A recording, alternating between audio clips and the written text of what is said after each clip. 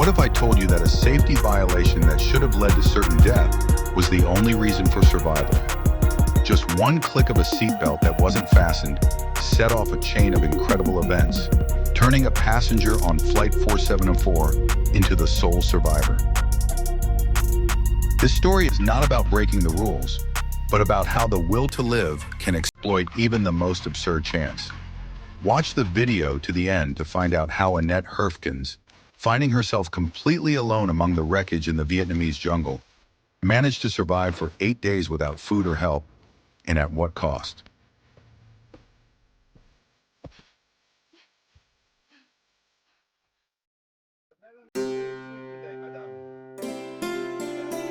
What I am about to reveal will change your perception of fate and chance. This story does not begin with a disaster, but with love and a long-awaited reunion.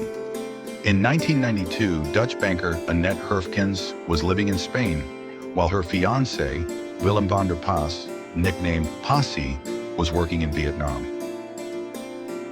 They had been together for 13 years, and another separation lasting several months seemed unbearable to them. Passie convinced Annette to fly to Vietnam, promising her an unforgettable romantic vacation. This trip was supposed to be the culmination of their long relationship. They planned to spend time in the resort town of Nha Trang, enjoying the peace and quiet and each other's company away from the hustle and bustle of business. Annette, a successful financier, and Pasquier, her faithful companion, were the epitome of stability and success. Their future seemed bright and cloudless, and the trip to Nha Trang was just another happy chapter in their shared story. The day of departure, November 14, 1992, began with the usual pre-flight hustle and bustle. They arrived at Ho Chi Minh City Airport to board Vietnam Airlines Flight 474. It was a short domestic flight that was supposed to take just under an hour. In addition to them, there were 23 passengers and 6 crew members on board. None of the 31 people on board could have imagined that this flight would become one of Vietnam's most notorious tragedies. Annette and Pasquier took their seats next to each other, looking forward to their vacation. They were young, in love, and full of plans. Vietnam was just beginning to open up to the world at that time, and the trip promised to be a real adventure. They discussed their upcoming vacation, paying no attention to details that would later become critically important. The atmosphere on board was completely normal, just like on any other regional flight. The plane they boarded was a Soviet-made 3-engine Yak-40. It was a reliable but aging aircraft, well known to Vietnamese pilots. For Annette, however, the small and cramped cabin of the plane was a source of anxiety. She suffered from claustrophobia and felt uncomfortable in confined spaces from the very beginning. Pasquier, seeing her condition, tried to calm her down. He took her by the hand and told her a little white lie that would later take on tragic meaning. He said that the flight would only last 20 minutes, hoping that the short time in the air would help her cope with her anxiety. This little white lie was meant to calm her nerves, but in reality, it only counted down the time until their world was turned upside down. Annette trusted him and tried to relax. The flight began normally. The plane took off and headed for Nha Trang. Outside the window, the landscapes of Vietnam floated by, hidden under a thick layer of clouds. Passengers read, dozed, or talked quietly. Annette and Pasquier held hands, happy that they were finally together. Time passed and the 20 minutes Passie had promised were long gone. The flight had already lasted more than 40. It was at this moment that Annette began to notice changes. The plane entered an area of severe turbulence. The weather deteriorated sharply. As it later turned out, Flight 4704 was flying straight into tropical cyclone forest, which had hit the coast. The pilots tried to find a way through the thick clouds and rain, but the situation was getting out of control. For Annette, the discomfort of claustrophobia gave way to growing fear. She squeezed Passier's hand tighter, seeking support in him. He, usually confident and calm, also looked tense. What was supposed to be the beginning of an idyll was turning into an ordeal. This chapter of their lives was coming to an unexpected and tragic end. They did not yet know that the pilots had lost their bearings. The plane began its descent for landing at Nha Trang Airport. But it was not where it was supposed to be. Instead of the runway, there was a mountain range hidden by fog and rain. This was the last stage of their journey together. Do you think it was possible to foresee the tragedy? Share your opinion in the comments and don't forget to subscribe to the channel so you don't miss our investigations into the most incredible stories of survival.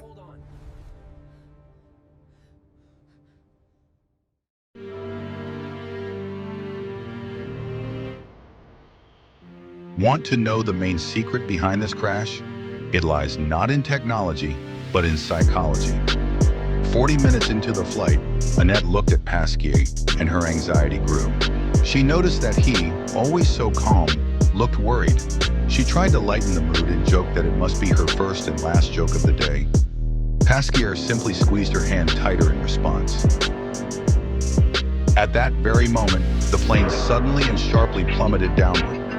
It was not just the usual turbulence, but a rapid, uncontrolled fall.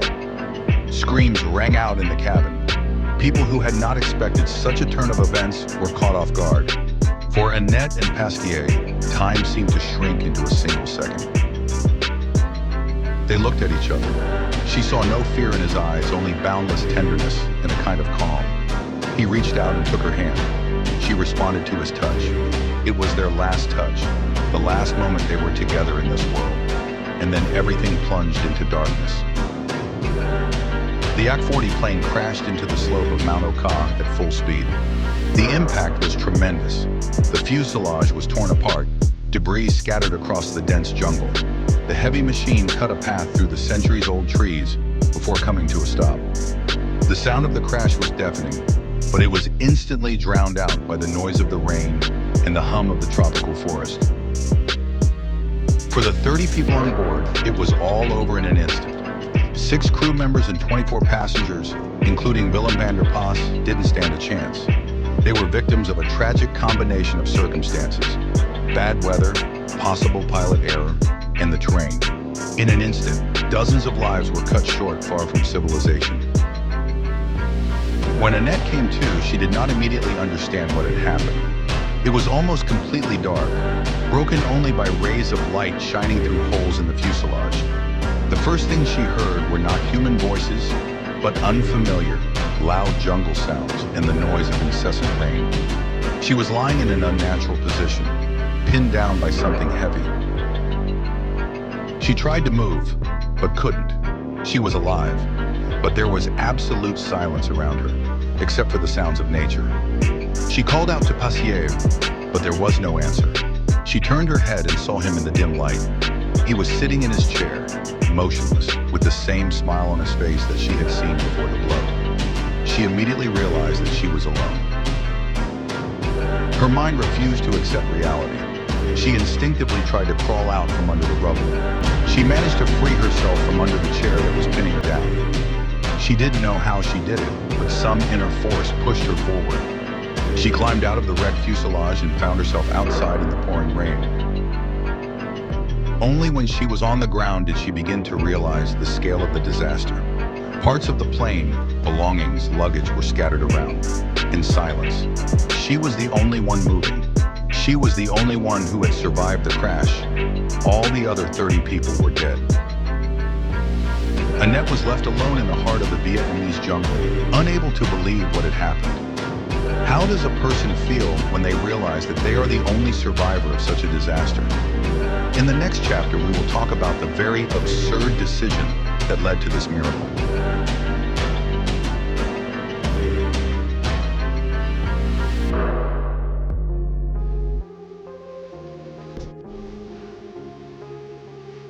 You've definitely never heard of this unique secret. What saved Annette when everyone else died? The answer lies in the very rule violation we mentioned at the beginning. Annette Herfkens was not wearing a seatbelt. This action, which in any other situation would have been a fatal mistake, became her only chance. At the moment of the first impact, when the plane began to break apart, Annette, who was not wearing a seatbelt, was thrown from her seat. Instead of absorbing the full force of the impact, as happened to the other passengers, her body was thrown to the side. She flew through the cabin, as she later described it, like a lone object in a dryer. It was a chaotic, uncontrolled flight inside a disintegrating machine. Passengers who, following instructions, were securely fastened in their seats, took the full brunt of the monstrous force of the impact. The seatbelts designed to save lives played a fatal role this time.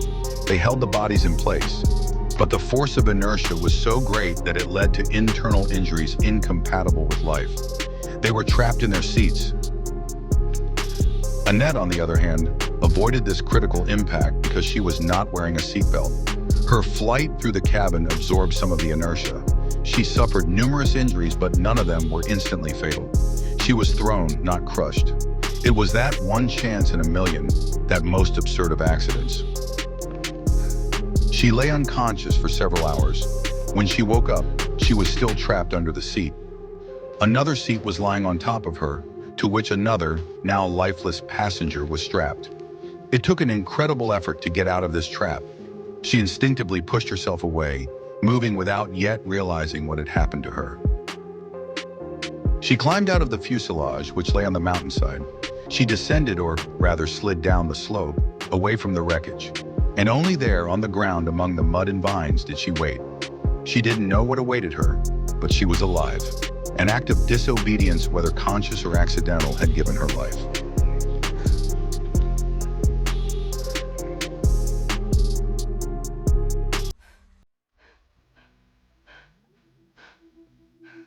What you are about to learn will make you shudder.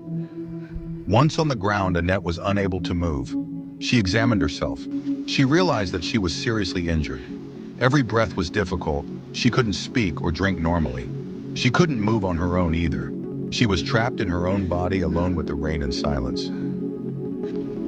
But the silence did not last long. Soon she began to hear sounds. They were not the sounds of the jungle. They were moans. Through the noise of the downpour, she heard the voices of other people coming from under the rubble. She was not alone. There were other survivors. This realization brought her momentary relief. She was not alone in this nightmare. There were people nearby who were also fighting for their lives. She heard a Vietnamese man nearby moaning and calling for help. She tried to talk to him, to shout to him, but her own voice was too weak. She was unable to help him or anyone else. She was as helpless as they were. She could only lie there and listen as the voices around her gradually faded away. It was a slow and painful fading of hope. One by one, the voices fell silent. The people who had survived the first blow could not hold out for long. They left one after another, leaving Annette in increasing solitude. She listened as the sounds of life turned into the silence of death. It was one of the most difficult moral trials. She knew there was nothing she could do. She was stuck on the ground, and the only thing she had left was her own consciousness. She watched as the last sparks of life faded around her. She was forced to listen to the people she couldn't save die. Her body was broken, but her spirit was not. She began to think. What did she need to survive? What could she do in her condition? She couldn't walk. She couldn't search for food, but she could do something else. What do you think becomes the main threat in such a situation? In the next chapter, we will learn how Annette dealt with the main threat, thirst.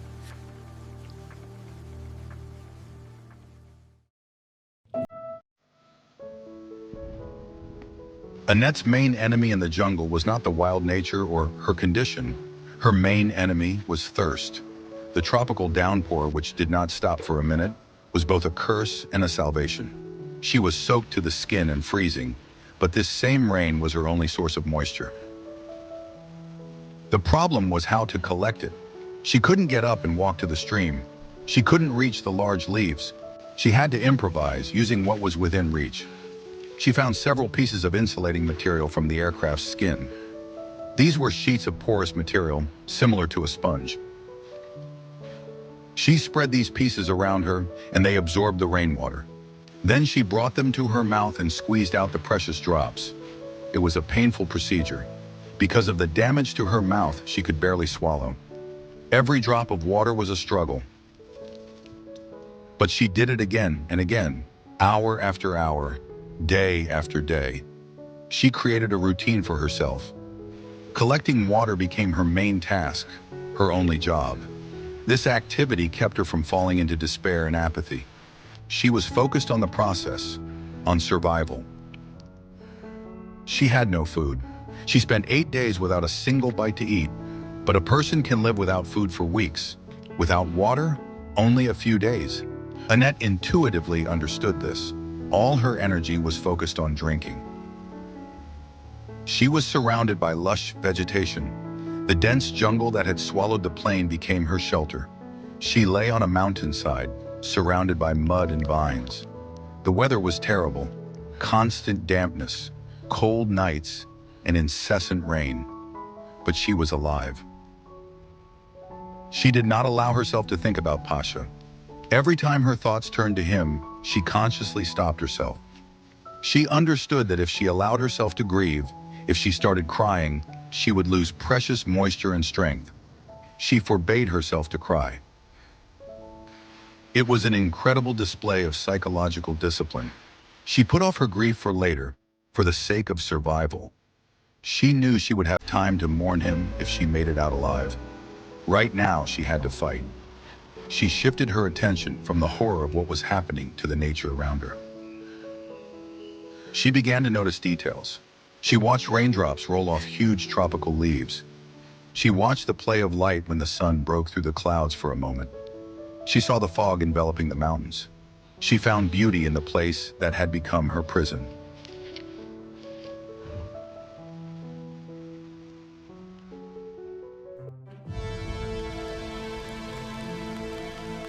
Are you ready to learn the truth about what happens to the mind in such a situation? Annette developed not only a physical but also a moral survival strategy for herself. She understood that her main enemy was her own mind. Fear, despair, grief, all of these could kill her faster than hunger or thirst. She had to keep her emotions under control. She divided her world into two parts. The first was the terrifying reality, the wreckage of the plane, her condition, the loss of Passia. The second part she created herself. It was a world of meditation and observation. She consciously shifted her attention to the beauty of the jungle. She later described it as a state of flight, of escaping reality. She did not allow herself to think about the future. She did not know if she would be found. She did not know how long she would have to lie there. She lived only in the present moment. Her world narrowed to a few square meters of land, to her sponges for collecting water, and to the leaves she was looking at. This focus on the here and now prevented panic from taking hold of her. She did not waste energy on useless regrets about the past or frightening thoughts about the future. All her mental energy was directed toward one task: to live until the next minute, the next hour, the next day. She instinctively did what survival experts teach. She stayed put. She didn't try to crawl or call for help when there was no one around. She knew that with her injuries, she couldn't get very far. Her only chance was to stay close to the wreckage, where rescuers might spot her. She conserved her strength. She hardly moved except when she collected water. She lay in a state close to suspended animation. Her body went into extreme energy-saving mode. She was completely focused on her inner world. She did not feel hunger. Her body, in a state of shock, had shut down that sensation. Her main need was water. Thirst was her constant companion, and fighting it occupied all her thoughts. She learned to appreciate every drop. She also struggled with the cold. The nights in the mountains were very cold, and her clothes were constantly wet. She found several jackets and pieces of fabric from the luggage scattered around. She covered herself with them as best she could, trying to retain what little warmth she had left. She did not lose hope, but her hope was passive. She did not wait for rescue every minute. She simply accepted the situation as it was. She surrendered to the circumstances, but she did not give up the fight for her life. It was a complete acceptance of reality, however terrible it was.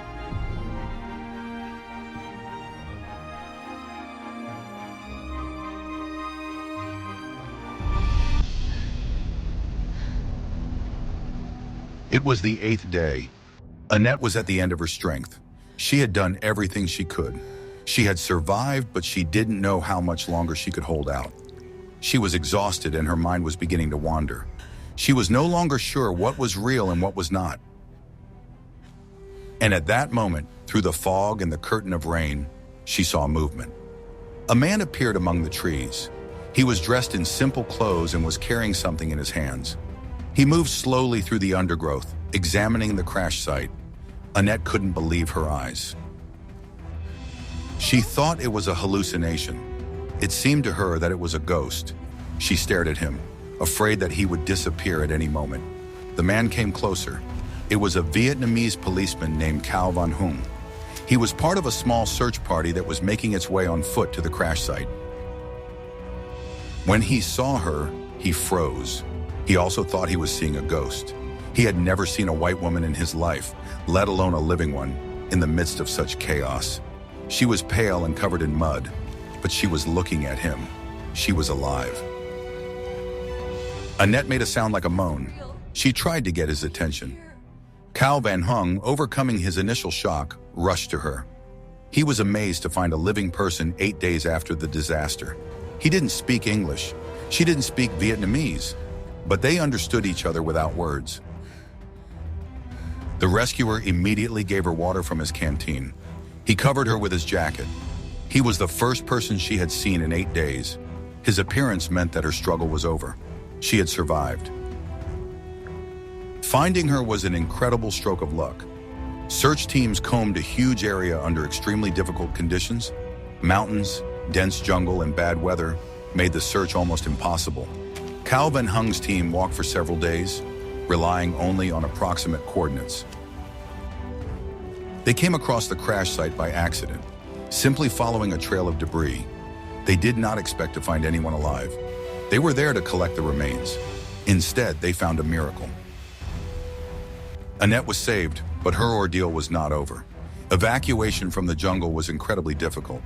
She was seriously injured and unable to walk. She had to be carried. The rescuers built a makeshift stretcher out of branches and fabric. They carried her through the jungle for several hours. It was a difficult journey over slippery slopes and through dense vegetation. They carried her to a place where a helicopter could land. Annette was semi-conscious, but she knew she was safe now. She was taken to the nearest hospital and then transferred to Ho Chi Minh City. The doctors were amazed at her condition. She had multiple injuries and was dehydrated, but she was alive. Her will to live and the rainwater she had collected saved her. Huyết áp hơi thấp nhưng tình trạng ổn định.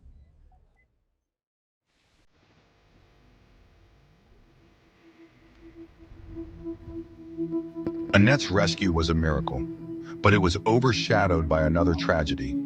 While she was fighting for her life in the jungle, the search operation was in full swing. The Vietnamese authorities were doing everything possible to find the missing plane. Helicopters were sent into the air. A few days after the crash of Flight 474, one of the Mi-8 search helicopters carrying 7 people also crashed in the same area. It crashed while trying to find the wreckage of the Yak-40. All 7 people on board, including rescuers and military personnel, were killed. This news added another tragic page to the history of the disaster. The people who flew to rescue others became victims themselves. Mount Oka took not 30, but 37 lives. Annette learned about this while in the hospital. The realization that her rescue had cost other people their lives was a heavy blow to her. It was a moral burden that she had to bear along with the loss of Pasquier. The price of her survival turned out to be incredibly high. Moreover, after the disaster, problems arose with the identification and return of the bodies of the victims. In the confusion and difficult conditions of the jungle, mistakes were made. Several families, including relatives of a British passenger, received the wrong remains. This led to an international scandal and required lengthy investigations and exhumations. For Annette, a long journey of physical and emotional recovery began. Her injuries were severe. It took several operations and months of rehabilitation to learn to walk again. But the deepest wounds were not on her body. She lost the love of her life. She went through something no one should ever have to go through. She was the only one who could tell what happened in those final moments. She carried the burden of being a survivor. She returned to work in banking, trying to rebuild her life. But that experience changed her forever. She was no longer the person who had boarded the plane in Ho Chi Minh City. The disaster divided her life into before and after.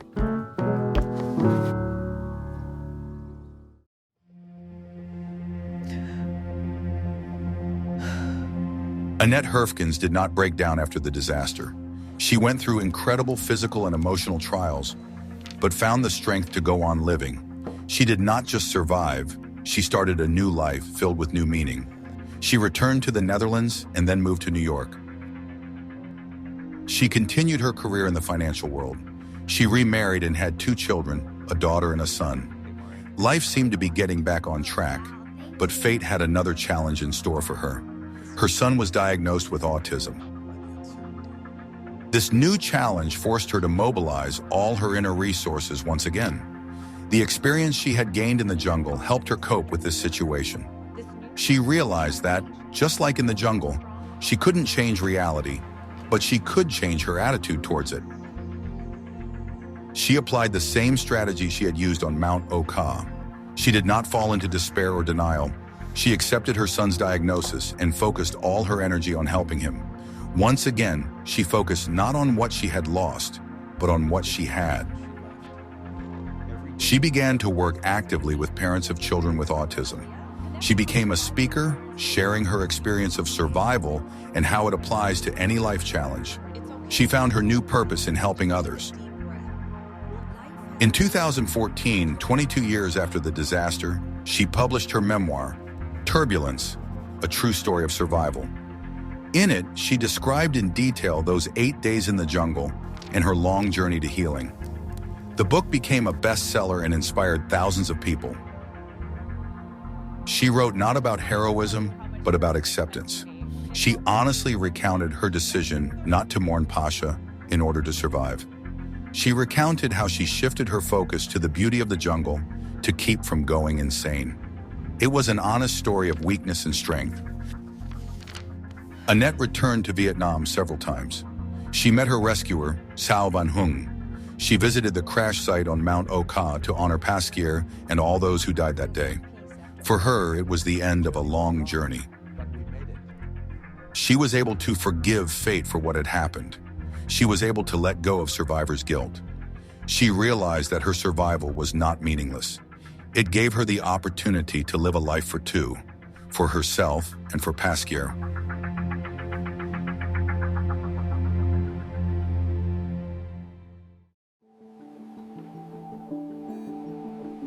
The story of Flight 474 and the miraculous rescue of Annette Herfkens left a deep mark.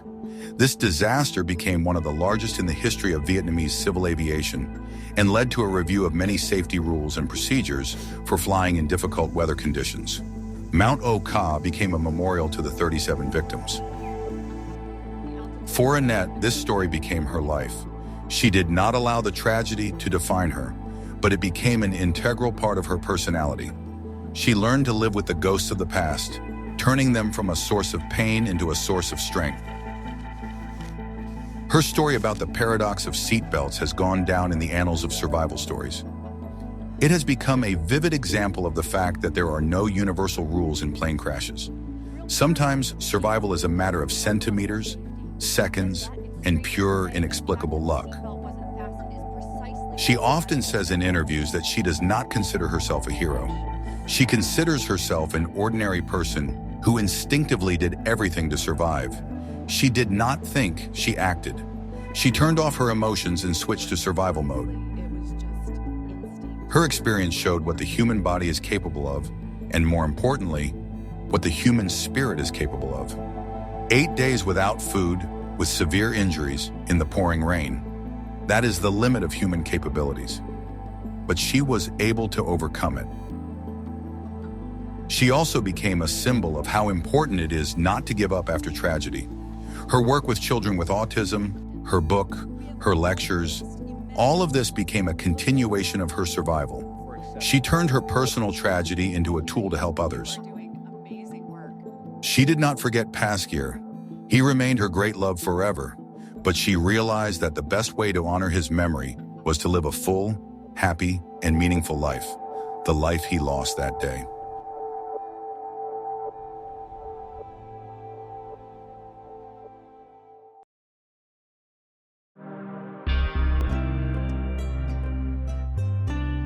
We see how one disaster gave rise to many stories. The story of the tragic loss of 37 people, the story of one woman's incredible will to live, and the story of how the most illogical act, not wearing a seatbelt, can be the only way to salvation. What other stories of survival, on the edge of possibility, would you like to see on our channel? Suggest topics for future videos that you think deserve our attention in the comments. And don't forget to subscribe so you don't miss out on new investigations into the most incredible events in history.